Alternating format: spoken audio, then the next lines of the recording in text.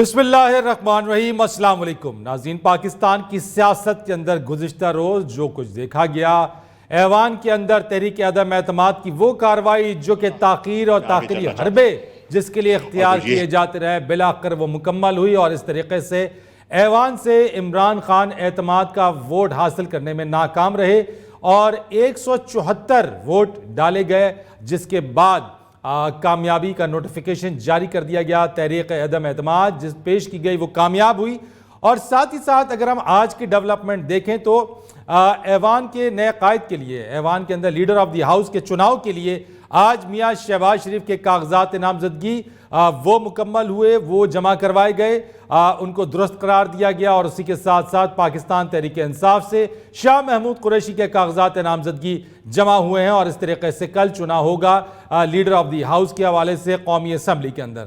ایک طرف یہ سچویشن، اور دوسری جانب اگر ہم بات کریں تو پاکستان تحریک انصاف کی اپنی پارلیمانی پارٹی کے اندر اس بات پر اختلاف رائے پایا جاتا ہے کہ اسمبلیوں سے مستعفی ہوا جائے یا نہیں ہوا جائے۔ یہ ایک سوال ہے جو کہ اب چیئرمین عمران خان خود فیصلہ کریں گے، اور کل انہوں نے پارلیمانی پارٹی کا مزید اجلاس بلا لیا ہے دوپہر 12 بجے، اور اس کی روشنی میں یہ فیصلہ کیا جائے گا کہ آیا موجودہ اسمبلیوں سے پاکستان تحریک انصاف کے اراکین اسمبلی مستعفی ہو جائیں، یا پھر اسی اراکین یہی اسمبلیوں کا حصہ بن کے اسمبلی کی کارروائیوں کے اندر اپوزیشن کرے۔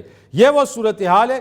اس سے پہلے کہ ہم آگے بڑھیں، اور بہت سارے سوالات اب جنم لیتے ہیں، جہاں متحدہ اپوزیشن کی یہ کوششیں کامیاب ہوئیں، وہیں ان کے کاندھوں کے اوپر ایک بھاری ذمہ داری بھی عائد ہوئی ہے۔ پاکستان کو چیلنجز کا سامنا ہے، اور سب سے بڑھ کر جو معاشی چیلنج سر کے اوپر منڈلا رہا ہے، سوال یہ پیدا ہوتا ہے کہ کیا بڑھتی ہوئی مہنگائی، بڑھتے ہوئے قرضے، کرنٹ اکاؤنٹ ڈیفیسٹ، تجارتی خسارہ، آئی ایم ایف کے لونز، اور اس کے ساتھ ساتھ بڑھتی ہوئی تیل کی قیمتیں اور افراط زر میں اضافہ، کیا موجودہ حکومت جو بننے والی حکومت ہوگی وہ اس سارے چیلنجز سے نمٹ سکے گی؟ آخر ان کے پاس ایسا کون سا ٹول ہوگا، کون سا ایسا ہتھیار ہوگا، اور ایسا کون سا فارمولا ہوگا جو اب سے پہلے تک معاشی چیلنجز جن پر اس طریقے سے قابو نہ پایا جا سکا، نئی آنے والی حکومت جو ہے اس پر قابو پا لے گی؟ ایک بہت بڑا سوال ہے۔ لیکن اس سے پہلے آگے ہم چلیں، شیخ رشید صاحب تحریک عدم اعتماد کے حوالے سے جو باتیں کرتے تھے، جو کچھ کہتے تھے، ذرا آپ کو دکھاتے ہیں کہ کیا کچھ کہا جاتا تھا تحریک عدم اعتماد کے حوالے سے۔ اپوزیشن کو اس بات کا خطرہ ہے کہ کہیں تحریک عدم اعتماد کے دن ان کے ایم این ایز کو تحریک عدم اعتماد ناکام ہے، ناکام ہے، ناکام ہے، ناکام ہے، ناکام ہے۔ 172 آدمی اس کا کوئی بڑا بھی نہیں اکٹھا کر سکتا۔ بڑے دعوے اور وثوق سے شیخ رشید احمد صاحب کہا کرتے تھے کہ ناکام ہے، ناکام ہے، ناکام ہے، وثوق سے کہتے تھے، لیکن اس بار یہ کامیاب ہو گئی۔ عمران خان صاحب کیا کہتے تھے اس کے حوالے سے، اور ان کا کیا موقف رہا، یہ آپ کو دکھاتے ہیں۔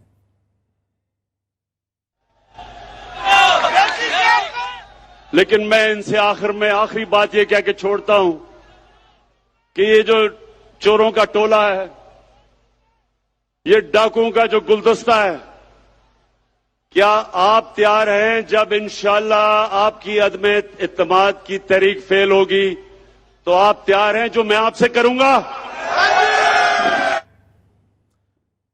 عمران خان صاحب وزارت عظمیٰ کے عہدے پر فائز رہتے ہوئے وہ بھی اس بارے میں بڑے پر امید تھے، اور یقین کے ساتھ کہتے تھے کہ یہ تحریک عدم اعتماد کامیاب نہیں ہوگی۔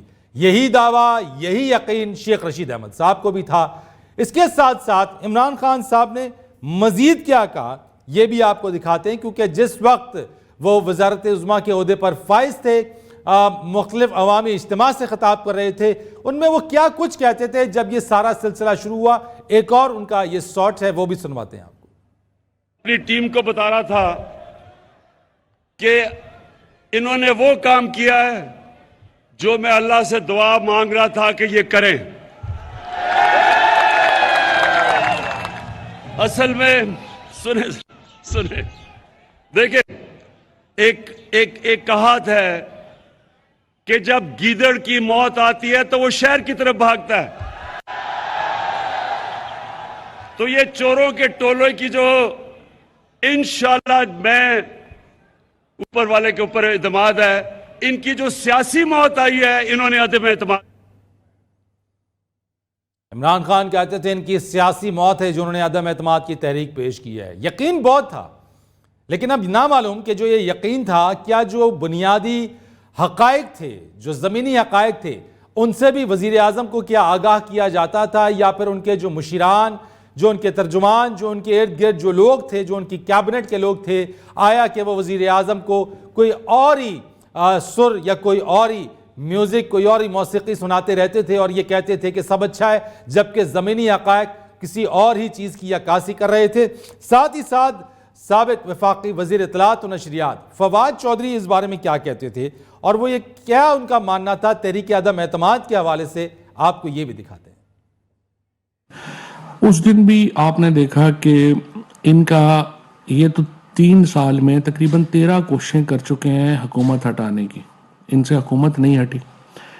اب سوال یہ ہے کہ یہ جو فضل الرحمان صاحب ہیں یا بلاول صاحب ہیں یا مریم ہیں یا شہباز شریف صاحب ہیں، اب آپ مجھے بتائیے کہ حکومت ہٹانے کی ان کی اس وقت ان میں سخت ہے. اس وقت تو یہ اپنے بوجھ کے تلے دبے ہوئے ہیں. فضل الرحمان صاحب کو فواد چودھری بھی اسی یقین کے ساتھ کہتے تھے 3 سال میں 13 مرتبہ کوششیں یہ کر چکے، لیکن تحریک عدم اعتماد کامیاب نہیں ہو سکی. وہ کہتے تھے کہ ان میں حکومت ہٹانے کی سخت نہیں ہے، لیکن تاریخ نے دیکھا کہ گزشتہ روز جو ایوان میں ہوا وہ تحریک عدم اعتماد، جس کے حوالے سے آئین و قانون کہتا ہے کہ اس کا طریقہ کار جب ایک بار وہ قومی اسمبلی میں پیش ہو جائے، ٹیبل ہو جائے، تو 3 دن سے پہلے نہیں اور 7 دن کے بعد نہیں، اس کی کارروائی مکمل ہونی چاہیے، جس کو ڈپٹی اسپیکر کی ایک رولنگ نے مسترد کر دیا تھا. لیکن بعد ازاں سپریم کورٹ نے از خود نوٹس لیا، اور نوٹس لیتے ہوئے 9 اپریل 2022 کو یہ کہا کہ یہ تحریک عدم اعتماد کی کارروائی مکمل ہوگی. 9 اپریل کو بھی تمام تر تاخیری حربے استعمال کیے گئے. حکومتی بینچوں سے وفاقی وزراء نے لمبی لمبی تقاریر کی، لیکن کوئی بھی صورت بر نہیں آئی اور کوئی بھی حکمت عملی کارگر ثابت نہ ہو سکی، اور بالآخر اسد قیصر نے مستعفی ہونے کا اعلان کیا. Panel of the chair Ayaz Sadiq کو دیا، جنہوں نے تمام کارروائی کی. متحدہ اپوزیشن کے اراکین نے اپنا ووٹ کاسٹ کیا، اپنی حاضری یقینی بنائی، اور اعلان ہوا کہ تحریک عدم اعتماد کامیاب ہوئی ہے. عمران خان اعتماد کھو چکے، اور میاں شہباز شریف جن کے کاغذات نامزدگی اب قبول ہو گئے ہیں اور ایکسپٹ کر لیے گئے ہیں یقینی طور کے اوپر، اب کل ان کا نئے قائد ایوان کے حوالے سے ان کا چناؤ ہوگا. یہ وہ ساری کارروائی رہی. لیکن جو ہم نے اس وقت آپ کو شیخ رشید احمد، عمران خان صاحب، فواد چودھری کی جو شارٹس یا جو ان کی کلپنگز تھیں وہ دکھائیں، جس میں یہ سب پر امید تھے، ان کو یقین تھا کہ ایسا کچھ نہیں ہوگا. اور وہی بات ہوتی تھی کہ عمران خان صاحب کہتے تھے میں آخری گیند تک لڑوں گا، لیکن ہوا یہ کہ آخری گیند کے اوپر وہ گھر بھیج دیے گئے، اور بعد ازاں متحدہ اپوزیشن کامیاب ہوئی. اس پر بات کرنے کے لیے مجھے جوائن کریں گے سینئر اینکر پرسن ہیں، تجزیہ کار ہیں، اور یہ مقبول جان صاحب. السلام علیکم سر، بہت شکریہ آپ کا. مجھے آپ سے کچھ ہی دیر میں جوائن کر لیں گے فواد احمد صاحب کراچی سے. اور ساتھ ساتھ ایک جو نقطہ ہم آج اٹھانا چاہ رہے ہیں کہ جو بھی نئی آنے والی حکومت ہوگی، جو نئے قائد ایوان ہوں گے، جو اپنی کابینہ بنائیں گے، ان کو کس طرح کے چیلنجز کا سامنا ہوگا، اور خاص طور پہ معاشی چیلنجز. اور یہ سب حکومتی وزراء اور بشمول وزیر اعظم پر امید تھے، یقین تھا ان کو کہ وہ تحریک عدم اعتماد کو شکست دے دیں گے، لیکن اس بار ہو نہیں سکا. آخر وجہ کیا تھی؟ کیا خان صاحب کو ان کے وزیر مشیر یہ بتاتے رہے کہ کچھ بھی نہیں ہوگا، اور اس کے برعکس جو زمینی حقائق تھے وہ اس بات کی غمازی اور عکاسی کر رہے تھے کہ اس بار متحدہ اپوزیشن تحریک عدم اعتماد کامیاب کرا کے چھوڑے گی؟ میں آپ سے درخواست کروں گا کہ آپ کے اپنے اس انٹرو کو ذرا سا غیر متعصبانہ بنانے کے لیے اور اس کو ون سائیڈڈ سے نکالنے کے لیے 5 کلپ اور بھی چلا دیں. بلاول بھٹو کا کلپ چلائیں کہ پاکستان میں کوئی عدم اعتماد فوج کے بغیر کامیاب نہیں ہو سکتی. شاہد خاقان عباسی کا کلپ چلائیں کہ کوئی عدم اعتماد اسٹیبلشمنٹ کے بغیر کامیاب نہیں ہو سکتی. نکال لیجئے گا، اپنے پروڈیوسر کے 2 گھنٹے کا شو ہے. اس کے بعد آپ چلائیے گا رانا ثناء اللہ کا کلپ کہ کوئی عدم ہم نہیں کرنا چاہتے، کیونکہ جب تک اسٹیبلشمنٹ راضی نہیں ہوتی کہ عدم اعتماد کامیاب نہیں ہوتی. تو اب رات پتہ چل گیا کہ کیسے کامیاب ہوئی، لیکن پر جلتے ہیں سب کے، بولتا کوئی نہیں ہے۔ مجھے یہ بتائیے، یہ میرے سامنے لسٹ پڑی ہوئی ہے ان سارے لوگوں کی، سنگل لارجسٹ پارٹی کون سی ہے ابھی تک؟ Pakistan Tehreek Insaf, single largest party. جس وقت بے نظیر تھی نا، تو اس کو پارٹی نہیں بنا سکتی تھی، وہ حکومت نہیں بنا 88 کے اندر، لیکن سنگل لارجسٹ پارٹی تھی۔ تو سارے لوگوں نے مل کے، سیاستدانوں نے، جن میں نوزاد نصلا بھی شامل تھے، سب سے انہوں نے کہا تھا سنگل لارجسٹ پارٹی، اس کا حق ہے حکومت بنانے کا، یہ چون کا مربع ہم نہیں اکٹھے ہونے دیں گے، لیکن اس کے بعد کو ہٹا دیا گا۔ اب مجھے یہ بتائیے، یہ باپ پارٹی ہے، گزشتہ تقریباً 20 سال سے بلوچستان کی مینگل پارٹی جو ہے وہ کہتی رہی ہے اسٹیبلشمنٹ کی پارٹی ہے، یہ قاتل ہے، یہ بلوچوں کا انہوں نے خون بہا دیا ہے، یہ ریزسٹنس کے خلاف ہے۔ اس کے ساتھ ساتھ ان کے وہ جو مینگل صاحب جو تھے، ان کو وہ چلاتے ہیں، اڈے چلاتے ہیں ISI کے کہنے پہ، ان کو اکٹھا کس نے کر دیا؟ جو ثناء اللہ زہری والے تھے، جن کے ساتھ ساری زندگی کا کہا تھا کہ جو 7 بلوچوں کے خون کے قاتل ہیں اور آج تک وہ چلے آ رہے ہیں، ان کے والد دودہ خان، ان کو اکٹھا کس نے کر دیا؟ کیا ضمیر جاگے ہیں؟ کیا یہ ان کے اوپر خاص طور پہ وہ جیسے کہتے ہیں سکینت نازل ہوئی ہے، وحی الہی آئی ہے کہ یہ لوگ اکٹھے ہو گئے؟ یہ MQM اور پیپل پارٹی جو ہے، یہ مستقل طور پہ لڑتی چلی آ رہی تھی، سمجھ رہی تھی کہ پیپل پارٹی کے بغیر زندگی نہیں گزر سکتی، یہ کیسے اکٹھے ہو گئے؟ ایک تجزیہ جو آپ کر رہے ہیں، میں کر رہا ہوں، ایک آپ کر رہے ہیں کامن مین والا تجزیہ، وہ بھی یہی پڑتا ہے 4 اس کی پارٹی ہوگی، اس کا جیت گیا ہوگا۔ ہم اینکرز ہیں، ہمیں تھوڑا سا ان سے اوپر اٹھ کے تجزیہ کرنا چاہیے، ہو کیا گیا اچانک ایک دم کرے؟ تو میں درخواست کروں گا وہ 5-6 کلپ بھی نکالیں، نون لیگ کے بھی، پیپل پارٹی کے بھی، کہ پاکستان میں کوئی کامیاب نہیں ہو سکتی اس وقت تک جب تک اسٹیبلشمنٹ ساتھ نہ دے۔ مولانا فضل الرحمان کا نکالیں، سب نے کہا ہوا ہے، تو راز کھل جائے گا۔ آپ کو ضرورت نہیں پڑے گی زیادہ کچھ سوچنے کی، آپ کو کسی قسم کی گفتگو کرنے کی بھی ضرورت نہیں پڑے گی۔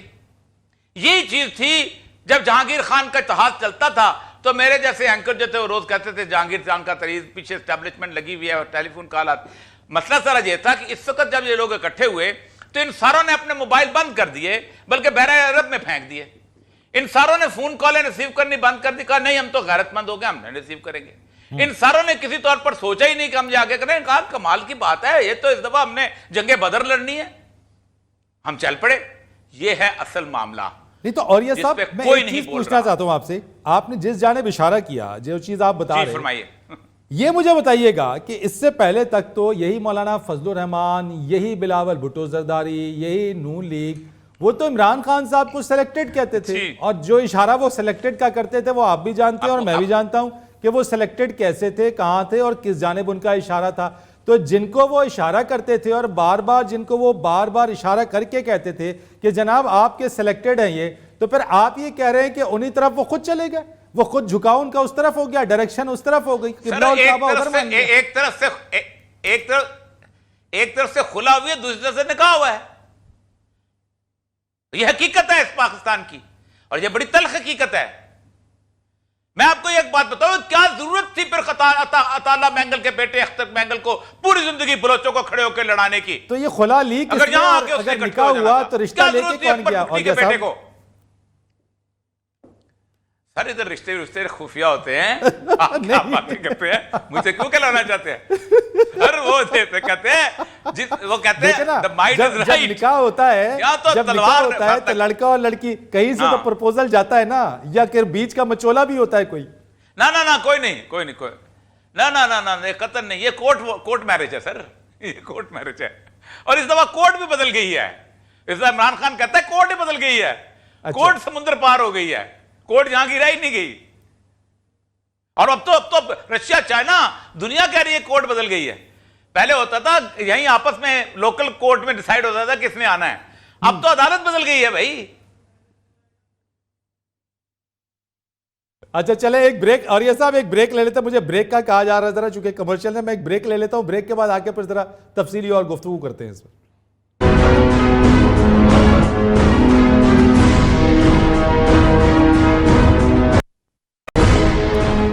خوش خوش آمدید آپ کو کہیں گے. بات ہم کر رہے تھے, ہمارے ساتھ موجود تھے اولیاء مقبول جان سر, اور اب ہمیں جوائن کیا ہے ڈاکٹر شاہد حسن صدیقی صاحب نے. معاشی صورتحال کے اوپر ذرا ڈاکٹر شاہد حسن صدیقی صاحب سے بھی بات کر لیتے ہیں. ڈاکٹر صاحب یہ فرمائیے گا ذرا کہ ماضی میں جس طریقے سے ہم نے دیکھا عمران خان صاحب کی گورنمنٹ رہی, جو معاشی چیلنجز ان کے ساتھ رہے اور جن کو کوپ اپ کرنے کی وہ کوششیں بھی کرتے رہے, نئے آنے والے جو لیڈر آف دی ہاؤس ہوں گے میاں شہباز شریف صاحب, ان کا جب چناؤ ہو جائے گا, نئی حکومت کے لیے کیا چیلنجز ہیں اور اس وقت صورتحال کیا ہے معیشت کی ملک میں؟ ڈاکٹر صاحب بہت شکریہ آپ کا. پہلے یہ بات میں عرض کر دوں کہ جو اعداد و شمار حکومت کے ہیں اور اسٹیٹ بینک کے ہیں, اس کے مطابق پاکستان کی معیشت اس وقت سنگین ترین بحران کا شکار ہے اور اس کو زبردست خطرات اور چیلنجز درپیش ہیں. اور اگر میں یہ کہوں کہ 2018 میں جب پی ٹی آئی کی حکومت نے سنبھالا تھا, اس کے مقابلے میں اس وقت خطرات اور چیلنجز زیادہ ہیں, جو کہ بیشتر معاشی اشاریے خراب ہوئے ہیں. اب اگر اس کو اس طرح سے ہم دیکھیں کہ پچھلا ایک مہینہ جو گزرا ہے, اس میں $5 ارب کے ریزروز اسٹیٹ بینک کے کم ہو گئے, $5 بلین. اب یہ جو ریزروز ہیں یہ صرف 50 دن کے لیے کافی ہیں, حالانکہ کم سے کم 4 سے 6 مہینے ہونے چاہیے. تو یہ تو بہت سنگین صورتحال ہے. دوسری بات یہ تھی کہ ہمارا جو روپے کی قدر ہے وہ $7 ایک مہینے کے اندر گر گئی. اب آپ یہ دیکھیں کہ جو قوم $75 ارب کی امپورٹس کر رہی ہے, اگر $7 فی ڈالر گر جائے تو مہنگائی کہاں جائے گی. تیسرا یہ کہ تجارتی خسارہ اس وقت پاکستان کی تاریخ میں سب سے زیادہ ہے, $35 بلین ہیں, اور اندازہ یہ کہ $43 ارب پہنچ جائے گا. یہ اس سے زیادہ ہے جب پچھلی حکومت 2018 میں جس کو دیوالیہ کہا گیا تھا, اس سے $37 بلین تھی, اب یہ $43 ارب ہو جائے گا. کرنٹ اکاؤنٹ کی فاضل جی فرما رہے ہیں آپ کچھ؟ جی نہیں ڈاکٹر صاحب آپ کہیے آپ کہیے. کرنٹ اکاؤنٹ ڈیفیسٹ جس کو یہ فاضل کی بات کر رہے تھے, اب یہ $12 ارب پر آ گیا ہے. اندازہ یہ کہ $15-16 ارب کا منفی ہوگا. مہنگائی جو اس سال جنوری میں 5.7% تھی, اب کوئی 13% پر آ گئی ہے. اب پورے سال کا ایوریج جو ہے وہ 11% ہوگا, جبکہ بھارت جیسا ہے وہاں پر جو ہے وہ 5.5% کے قریب ہے, یعنی اس سے دگنے سے زیادہ. ڈاکٹر صاحب یہ بتا دیجیے گا پیٹرول کی قیمتیں کہاں تک جائیں گی اور ڈالر کہاں تک پہنچے گا؟ دیکھیے میں یہ سمجھتا ہوں کہ اب اگر جب یہ حکومت آئے گی تو سب سے پہلا کام تو اس کا یہ ہوگا کہ اپنے ریزروز کچھ بڑھائیں, کیونکہ اگر ریزروز نہیں بڑھاتے تو روپے کی قدر گرتی رہے گی, اور یہ ریزروز بڑھانے میں کامیاب ہو جائیں گے تو روپے کی قدر میں ہمیں استحکام نظر آئے گا, نمبر 1. دوسرا ان کا جو سب سے بڑا ٹارگٹ ہوگا فوری طور پر وہ یہ ہوگا کہ IMF کے ساتھ جو معاملات ہیں وہ طے کر لیں, تاکہ $1 ارب کی قسط ان کو مل جائے گی, اور شاید وہ کچھ احکامات دیں گے کہ جون کے بجٹ میں کیا کریں, تو اس میں کچھ ایسی شرائط رکھیں کہ عوام کے اوپر بہت زیادہ بوجھ نہ جائے. لیکن IMF کا پروگرام بحال کرانا آنے کے 10-15 دن کے اندر میرے خیال سے یہ ان کی ترجیح نمبر 2 ہوگی. پہلی تو جیسے میں نے آپ سے عرض کیا نا کہ اس وقت جو ہے نا ریزروز بڑھانا, اور دوسرا IMF سے معاملات طے کرنا, اس سے کافی استحکام آ جائے گا.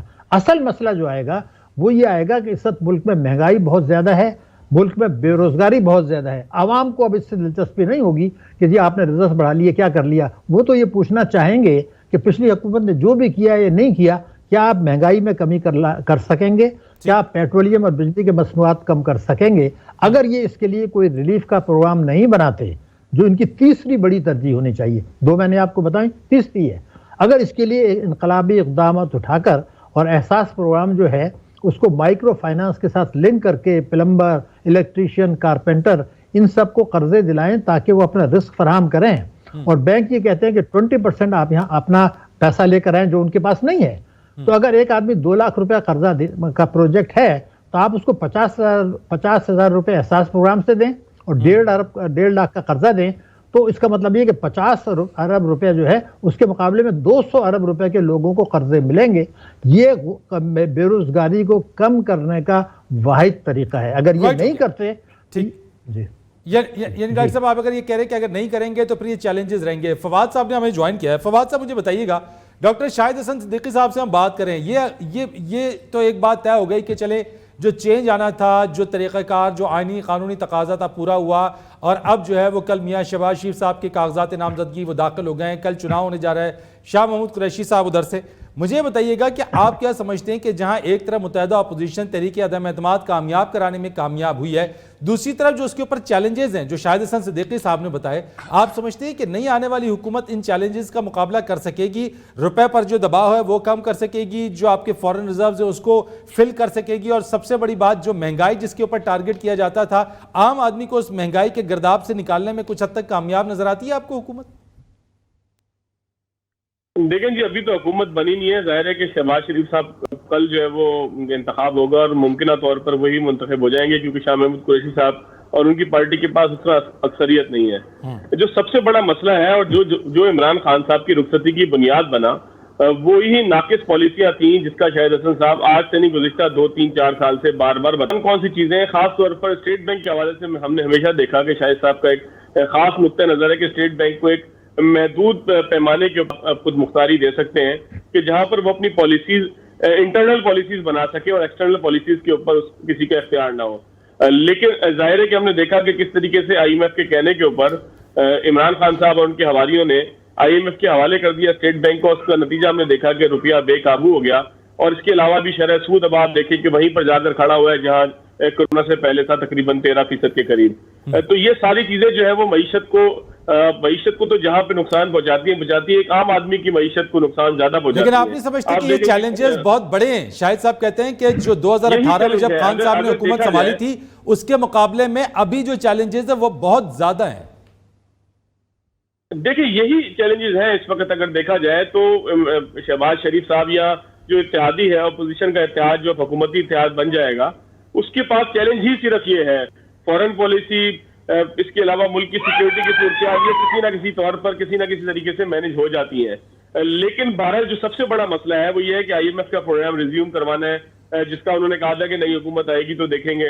اس کے علاوہ سیٹ اپ کا معاملہ ہے، اس کو کس طریقے سے ڈیل کریں گے، عام آدمی کو کس طریقے سے ریلیف دیں گے. کہ جب ہم دیکھ رہے ہیں کہ روزانہ ہر 15 دن کے بعد جب سمری آتی ہے تو اس میں 35 سے 40 روپے پیٹرولیم مصنوعات کی قیمت میں بڑھانے کا ایک جو ہے وہ وہاں پر جو ہے وہ ایک اشارہ دیا جاتا ہے، وہاں پر آپ کہیں کہ وہ ایک تجویز دی جاتی ہے.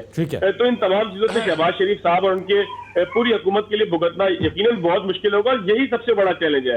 باقی سیاسی حالات اگر دیکھیں آپ، یہ تمام چیزیں کہ جو عمران خان صاحب کے رخصتی کا سبب بنی، ان کے اوپر قابو پا لیں گے تو پھر الٹیمیٹلی اقتدار بھی آپ کے لیے آسان ہو جائے گا. اور پھر آپ 3 مہینے گزارنا چاہیں، 6 مہینے گزارنا چاہیں یا سال گزارنا چاہیں. لیکن جو صورتحال ہے اس وقت، تو آپ یہ دیکھیں کہ اس وقت ملک کے اندر جو سب سے خراب صورتحال ہے، پچھلے 25-30 دن کے اندر ہم نے جس طریقے سے معیشت کو فلوٹ ہونے دیا، کوئی پالیسی نہیں تھی کہ جو معیشت کو روکتی.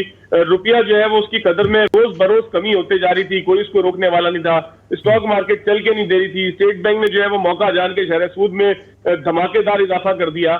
تو یہ تمام چیزیں، پھر غیر ملکی سرمایہ کا اخراج، پھر روشن ڈیجیٹل اکاؤنٹ، ہر جگہ ہی آپ پچھلے 30-35 دن کے اندر دیکھیں تو ایک ڈیزاسٹر تھا. اور ظاہر ہے کہ ڈیزاسٹر جب بڑھتا ہے کہ جب لوگوں کو یہ یقین نہ ہو کہ آنے والے دور میں ان کے سرمایہ کے ساتھ کیا ہوگا. آپ کو یاد ہوگا، میں آج یہ چیز سوچ رہا تھا کہ جب کورونا آیا تو ایک بہت بڑا ڈیزاسٹر تھا ساری دنیا کے اندر. تو لوگوں نے گھر کے اوپر کھانے پینے کی اشیاء جمع کرنا شروع کر دی، کیش اپنے پاس جمع کرنا شروع کر دیا. ظاہر ہے کہ جب غیر یقینی صورتحال ہوتی ہے تو پھر الٹیمیٹلی کیش کی سرکولیشن، پیسے کی سرکولیشن جو ہے وہ لوگ روکنا شروع کر دیتے ہیں. ہم نے یہاں پر بھی دیکھا کہ ملک کے اندر سیاسی معاملات جب غیر یقینی کا شکار تھے تو اس کا نتیجہ یہ نکلا تھا کہ ہر چیز جو ہے وہ تھم گئی تھی. ہر چیز اور اس سے پہلے ہی ہم نے دیکھا کہ آئی ایم ایف پروگرام میں جانے کے بعد بہت ساری چیزیں جو عمران خان صاحب اچھی بھی کرنا چاہتے تھے، وہ آئی ایم ایف پروگرام کی وجہ سے ان کو روک دیا گیا تھا. بالکل ٹھیک ہے فواد صاحب، میں اوریہ صاحب کی طرف ذرا آتا ہوں. اوریہ صاحب، یہ جو چیلنجز اس وقت ہیں، میں 2-3 چیزیں پوچھوں گا، ذرا میں چاہوں گا اختصار کے ساتھ جواب دیجیے گا. نمبر 1 چیز یہ، نئی بننے والی حکومت اس چیلنج کو اب کس طریقے سے ایکسیپٹ کرے گی؟ کیا یہ بار یہ زیادہ نہیں ہے کاندھوں کے اوپر؟ کیونکہ پہلے وہ جس چیز پہ تنقید کرتے تھے اب انہی چیزوں کی اصلاح بھی کرنی ہے. دیکھیں، میں شاہد حسن صدیقی صاحب کو مشرف دور سے سنتا چلا آیا ہوں اور میں ان کا بڑا آرڈنٹ ریڈر ہوں اور مداح ہوں. اور مشرف دور سے لے کے اب تک وہ ہمیشہ یہ کہتے آئے ہیں اور کہ حکومت کی پالیسیز جو ہیں وہ انتہائی خطرناک ہیں اور آئی ایم ایف اور ورلڈ بینک کے میں گھٹنے ٹیک چکے ہوئے ہیں. اور واقعی ایسا ہوا کہ وقت کے ساتھ ساتھ مشرف سے لے کے اس کے بعد اگلے 10 سالوں میں یہ اس ذلت اور رسوائی کے لیول پہ ہم آ کے پہنچے. ٹھیک ہے. اس کے بعد ظاہر بات ہے کہ گرتے ہوئے جھولے میں جو بھی بیٹھے گا وہ اسی طرح چلے گا, اور آج عمران خان بھی اس گرتے ہوئے جھولے میں پہنچا, اور شاید حسن صدیقی صاحب جو ہیں یہ مستقل طور پہ ان کی کتاب بڑی کمال کی ہے. مجھے یاد ہے قاضی حسین احمد صاحب کے اس میں ہم گئے تھے, اور وہ یہ میرا سچی بات ہے متفق ہیں کہ پاکستان کے مسائل کا حل جو ہے, خواہ وہ نون لیگ ہو, خواہ وہ پیپل پارٹی ہو, اور خواہ وہ اپنا یہ جو ہے اپنا کیا نام ہے پی ٹی آئی ہو, ان کے پاس نہیں ہے. کیونکہ ان کی ٹیم جو ہے نا وہ اس میں 50 لوگ ہیں اکانومسٹ, وہی گھومتے پھرتے ہیں, اور وہ سارے جہاں سے تنخواہ لیتے ہیں, جہاں سے آتے ہیں, جہاں سے ان کی ڈوریاں لائی جاتی ہیں, سب کو پتہ ہے. یہ 50 اکانومسٹ کو اگر جہاز میں بیٹھ کے پاکستان سے باہر بھیج دیا جائے اور پاکستان کو کہا جائے کہ آزادی کے ساتھ جو ہے تم اپنا بجٹ بناؤ, تو اب پاکستان آج سے کئی گنا زیادہ بہتر طریقے میں بجٹ بنا دیا جائے. رائٹ. عمران خان صاحب کو گزشتہ 3 سال ایک ہی سر پٹول کی تھی کہ آئی ایم ایف کے سامنے کھڑے ہو جاؤ. یہ میرے سامنے ایرک ٹوساں کی مشہور کتاب پڑھی ہوئی ہے, 4 ملک ایسے ہیں کہ جنہوں نے غیرت کے ساتھ انکار کیا. ان میں سے پہلا ملک تھا ایکواڈور. یہ جو سٹرکچرل ایڈجسٹمنٹ پروگرام ہے, شاید صدیقی صاحب اس پہ یقیناً انڈورس کریں گے, اس میں اس نے کہا کہ ہم انکار کرتے ہیں. انہوں نے ایک ڈیٹ کی ڈیفینیشن کی کہ date which has been accrued for the benefit of the few is illegitimate. وہ قرضہ جو چند لوگوں کو فائدے کے لیے لیا جائے وہ جعلی ہے, ناجائز ہے. اور اس میں انہوں نے کاؤنٹ کیا کہ جو موٹر وے آپ بناتے ہو, اس میں ایک طرف بھی 1-2 کروڑ بھوکے ننگے غریب, نہ بیمار ہیں, نہ پانی ہے, نہ بجلی ہے, دوسری طرف بھی 2 کروڑ بھوکے ننگے 1000 سال پرانی سیولائزیشن میں رہ رہے ہوتے ہیں. اس نے انکار کر دیا. آپ سوچیں کہ اپنے بینک سے اس نے ورلڈ اسٹریٹ سے اپنے بانڈز ڈرا کیے, دنیا پوری جھکی, کہا تم صحیح کہتے ہو 87% قرضے ناجائز ہیں, ہم ان کو نہیں لیتے, تو ہمارے ساتھ کام کرو. نیوکلیر پاور نہیں تھا. عمران خان سے گلہ ہمارا کیا تھا کہ پہلوں نے غیرت نہیں دکھائی, آپ دکھا لیتے. چلو اب عمران خان کا چیپٹر ہوا کلوز. اب مجھے یہ بتائیں, اب کوئی شخص یہ کہنے کو تیار نہیں ہوگا کل کہ مجھے تجربہ نہیں تھا. انہوں نے 30 سال اس قوم کے سرمایہ کے اوپر جسے کہتے ہیں اپرینٹسشپ کی ہے پاکستان میں. جب نواز شریف صاحب کو وزیر خزانہ لگایا ہو گیا تھا, ہم تو اس وقت نوکری میں تھے اور ہمیں پتہ تھا کہ بجٹ کی تقریر پڑھنی نہیں آتی تھی. ہاں جی, پتہ میں نے کی ہے نا, عمران خان نے یہی تو مسئلہ ہے ملک کا, اور زیادہ کام خراب کیا. میں یہی تو میں نے تینوں کو گنا ہے. آپ میرے کہتے ہیں عمران خان ڈالے جاتے ہیں, میں نے تینوں کو گنا ہے. وہ یہی عرض کر رہے ہیں, چاہے پی ایم ایل این تقریر پڑھنی نہیں آتی تھی خان صاحب نواز شریف صاحب کو اپرینٹسشپ کی. میں بتاتا ہوں نا آپ کو سر, آپ سوچیں کہ آپ پاکستان کی وزارت خزانہ کی شعیب سے لے کے اب تک دیکھیں, آپ کی گورنمنٹ جو ہے وہ 50 بدلی ہوں گی, لیکن وزیر خزانہ 5 بدلے ہیں ٹوٹل. یہ کون ہیں لوگ؟ ٹھیک, آپ کیا سمجھتے ہیں ٹھیک ہو جائے گا؟ جن لوگوں نے یہ سسٹم بدلا ہے, جن لوگوں نے وہ ان لوگوں کے لیے بدلا ہے, یہ ان لوگوں کو چوگا دینے کے لیے بٹھانے کے لیے بدلا ہے, کسی اور کے لیے نہیں بدلا. آپ پوچھیں شاید خان آبادی سے, یہ 50 لوگ کہاں سے پڑھ کے آئے ہوئے ہیں؟ یہ 50 لوگ جو ہے کولمبیا یونیورسٹی میں کہاں سے آتے ہیں؟ یہ میکگل میں کہاں سے آتے ہیں؟ یہ ورلڈ بینک کے کس پوسٹ سے آتے ہیں؟ میں فائنانس میں رہا ہوں. میں نے بلوچستان کے فائنانس کا واحد سرپلس بجٹ دیا تھا 1991 کا, اس کے 15 دن بعد مجھے ٹرانسفر کر دیا. رائٹ ہو گیا, ٹھیک ہو گیا سر. میں ذرا شاہد صاحب سے لے لوں کنکلوڈنگ ریمارکس, چونکہ میں ذرا وقت کم اور چونکہ جو ہے وہ گفتگو چونکہ ہو رہی ہے لیکن وقت بھی کم ہے, کمرشل بھی ہے. میں شاہد صاحب آپ سے کنکلوڈنگ ریمارکس دوں گا. سر مجھے بتائیے گا کہ اب وہ جو آئی ایم ایف پروگرام اور باقی چیزیں, یہ ساری چیزیں نئی آنے والی حکومت کے لیے بھی ناگزیر رہیں گی؟ نہیں دیکھیے, میں یہ سمجھتا ہوں کہ اگر یہ آئی ایم ایف کا پروگرام بحال کرا کے $1 ارب کی قسط لیتے ہیں تو یہ جون کے بعد یہ پروگرام ختم ہونے والا ہے. اگر ایسی پالیسیز بنائیں جو آپ کے دونوں معزز مہمانوں نے بھی بات کی ہے, بالکل صحیح کی ہے. جی فواد صاحب کچھ کہنا چاہتے ہیں آپ؟ کچھ کہہ رہے تھے فواد صاحب آپ؟ جی فرید صاحب, کوئی ایسی خاص بات نہیں تھی, لیکن معیشت کے اندر میرا کہنے کا مطلب یہی تھا جس طرح سے شاہد صاحب نے کہا, اوریہ صاحب نے کہا. دیکھیں یہ کوئی آسان کام نہیں ہے. جس وقت اب میں ایک صاحب کی اگر مثال دوں گا, اگر اوریہ صاحب کو ناگوار نہ گزرے, ایک صاحب تھے جن کا نام 2014 کے دھرنے میں عمران خان نے دیا تھا کہ اگر میں حکومت میں آیا تو میرے جو ہے وہ جو وزیر خزانہ ہوں گے وہ عاطف میاں ہوں گے. ٹھیک ہے کہ ان کے ریلیجن اور بلیف کو چھوڑ دیجئے, لیکن عاطف میاں کا آج ایک ٹویٹ تھا کہ عمران خان صاحب بہت معذرت کے ساتھ, اس کا میں ترجمہ آپ کو بتا رہا ہوں, کہ جہاں پر معیشت جو ہے وہ آپ آپ کو ملی تھی، آپ اسے برے حال کے اندر چھوڑ کر جا رہے ہیں. تو عمران خان صاحب کی پوری حکومت میں جہاں ہر چیز ڈیزاسٹر تھی، وہاں معیشت کا تو بالکل ہی بیڑا غرق کر دیا.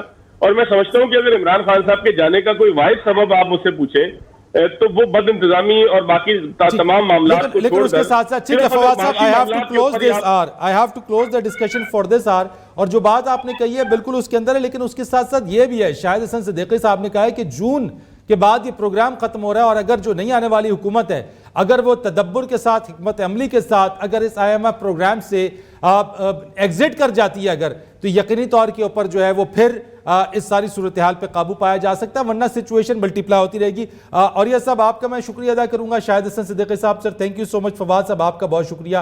ایک بریک لیں گے، نیوز بریک ہے، اور اس کے بعد مزید اس ٹرانسمیشن کو آگے بڑھائیں گے.